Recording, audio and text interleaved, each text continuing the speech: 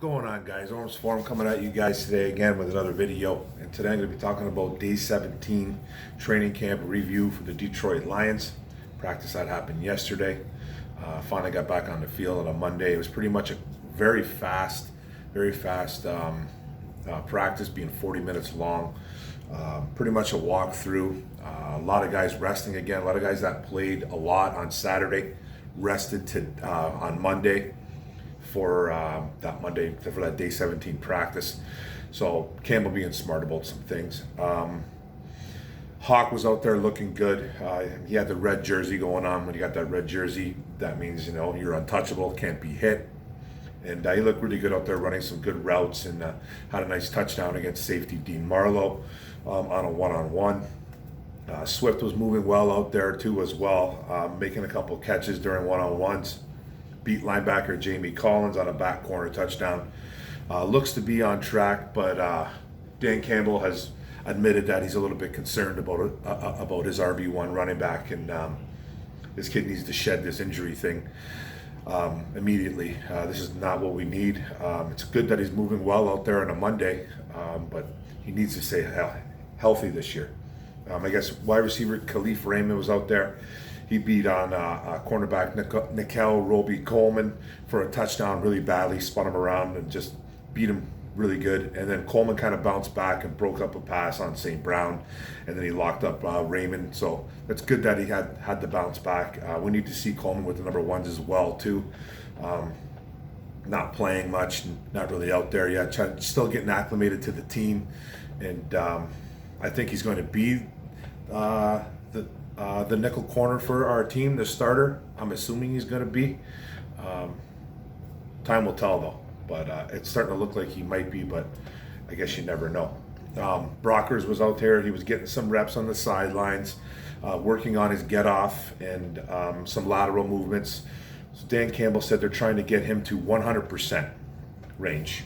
So the vet rest thing that was thrown out there was completely BS. It was all BS. He's hurt. There's no real report on what it is, but you don't have vet rest for as long as he did. For some reason, they're not really talking about the injury for whatever reason. That's fine, whatever. But the vet rest thing, I knew after 3 days. I knew after 3 days that it was just not the truth. And this is another guy that came over from the Rams. He's not going to be a game-changing defensive tackle, but he's a vet. He's got some leadership qualities to him. He's a decent run stuffer. He has a little bit of get to the quarterback in him. He's not a sack guy by any stretch. Not really a pressure guy too. Just kind of a vet leader. We need him healthy, and there's some concerns about him being available for week 1 as well. So we need Michael Brockers back, and then I guess Penasini, the young nose tackle that we got last year late in the draft, was a problem for offensive linemen yesterday on day 17, and he had some great burst off the ball right off the snap. So that's good to hear too, because he should be him and Aleem McNeil, the two true nose tackles on this team. We'll be doing a heavy rotation right there. So we need Penasini healthy, and we need Aleem McNeil healthy, so they can have that 1-2 punch and play some good football for us. We did have some news too. They did release wide receiver Darius Jennings. He got into the game a little bit last week on Saturday night. I saw him with a kick return, punt return, whatever he had. Didn't do too much. They just kind of acquired him not too long ago, a few weeks ago. So they released him. They did waive nose tackle PJ Johnson, running back Javon Leake, and outside linebacker Robert McCray, and quarterback Jordan Tiamu. I guess the guys they can come back if they clear waivers, but or put them on the practice squad, see what happens. I think there's a good chance that Jordan Tiamu gets called back too, because of they got some injuries going on with our quarterbacks right now with Boyle and Blau, but these guys were waived, so they might not ever come back. I mean, we just never know, but it doesn't look like it at the time. Still about 5 more cuts to go. They got to get to 80, I think by tomorrow, or by today, Tuesday, I think, or next Tuesday. I forget what it is, but the whole roster's there's going to be lots of cuts coming up, but I think they have to get to 80 by today, and I'm not sure if they reached that goal yet. So, but Romeo was out here. He was a little bit dominant on the one-on-ones. He was winning multiple pass rush reps versus Taylor Decker and Penei Sewell. So good for Romeo. Sewell needs to get a little bit better. Sewell did come back and do something with him. I'll get back to that in a little bit right there.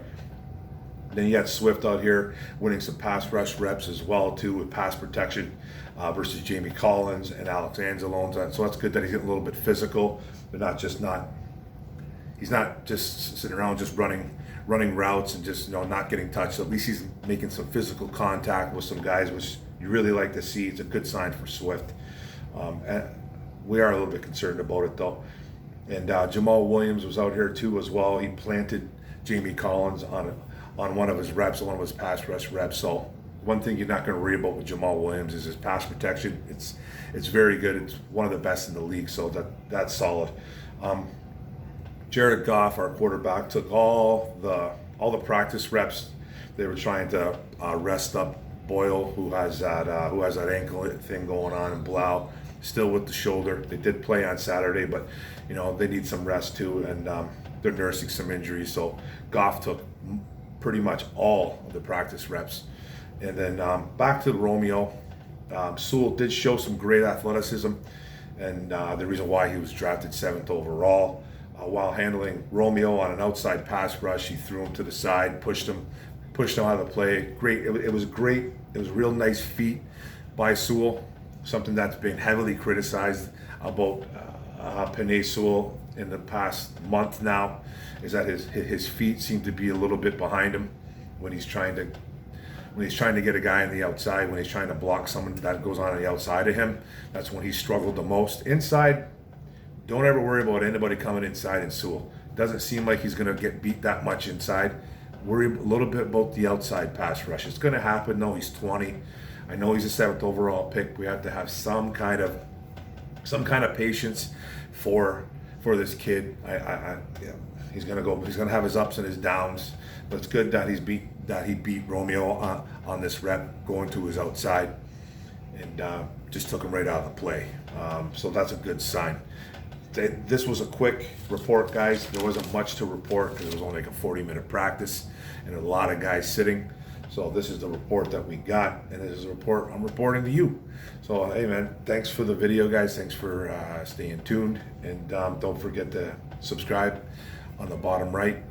Don't forget to hit the notification bell, get all my videos, and don't forget to like and comment. It's all about the likes, it's all about the comments. We can discuss some Lions football. Boom, go Lions.